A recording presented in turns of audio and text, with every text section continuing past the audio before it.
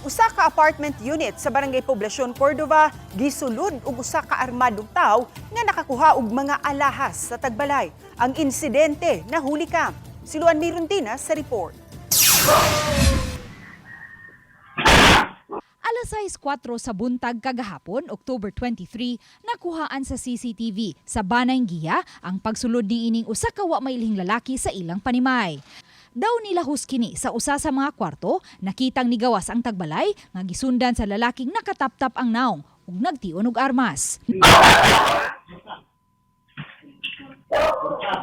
Nawa sila sa frame sa camera ug pagkataod-taod nisulod og balik ang Tagbalay nga nisyagit na.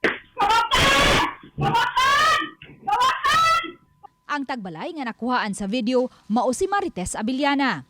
Iyang gisaysay nga matag alas 6 sa buntag, ablihan niya ang ilang terrace aron makadagan-dagan ang ilang binuhing iro apan nakalak ang ilang main door. Apan kagahapon, nakabantay siya sa usa ka lalaki nga nagpaatbang sa ilang terrace ug nangutana kung magpa-deliver ba sila og tubig. Butang nga gikahibong niya kay wa man sila nagpa-deliver og tubig nianang adlaw, busa gibalibaran niya ang lalaki. Apan wa mo biya ang lalaki. Manilakaw siya dire. Ako sa kitanaw, paglakaw niya dire. Iya pa kong kitanaw. Ana-ana pa siya, tanatan-aw pa. Nagiwat siguro kung masudod ko. Pero pag kumana na, ato na ko sa akong kaysa akong iro.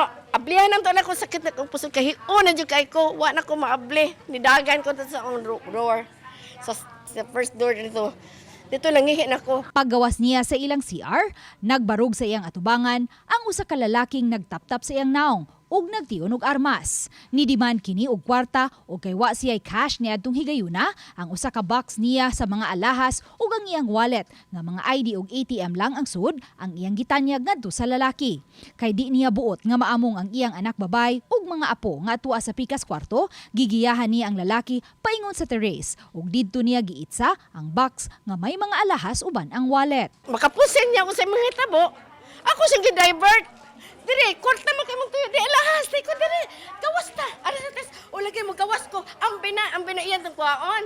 Kuno, dire, ari ka, ara ko ni hatag. Manang akong gikonduha ka, hands na ko. Dire, iya man kuhaon, giana na ko.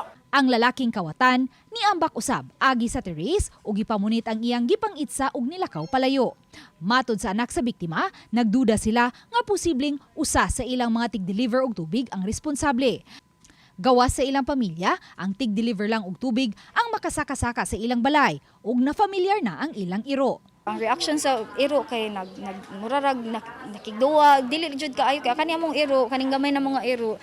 First time kaniya makita, kanang mura gani siya territorial pa nga mo paghot ing ana mo simhot pa nimo, pero the way ang reaction sa iro kay mura man gud siya og kanang nakaila na ba or nakasimhot na ba siya ani nga tawhana. Ang Cordova Police sa ilang bahin ni butyag nga aduna na sila karoy duha ka mga person of interest nga gisubay. Actually, naa nami mga picture sa ila. Ang paglocate na lang kung asa sila. Ang usa ma'am is initially taga Cordova, ang usa kay nasa Tagalain nga kuan nga tupad ra pud. Nakadaig man ang pamilyang Abiliana sa pagresponde gilayon sa mga pulis apan nang hinaot unta sila nga magsilbi ang hitabo nga wake-up call sa LGU nga hatagan o gibugaton ang pagbutang og mga CCTV sa nagkadayang dapit sa lungsod aron masayong masubay ang mga malambigit sa krimen. Ang challenge man gud karon, limited ang CCTV sa Cordova. So disod kaayo jud although ang CCTV di mo dyan na siya makastop og krimen, no? Pero dako jud kay siyang tabang gani, especially mga ingani na human na ma-identify nato, ma-trace nato. Limited kaayo ang CCTV diri sa ato ang amo ang lungsod. Si Cordova Municipal Councilor Nat Sitoy sa iyang social media post kagahapon ni pahibaw nga nakigtigom na sila uban sa Engineering Department, PNP, DRRMO ug BPLO aron masubay ang pagpatuman sa CCTV ordinance nga matud niya napasar ug naaprubahan ni adtong tuig 2023. Uban ni Marlon Melgazo, Luan Mirundina, Balitang Bisdak.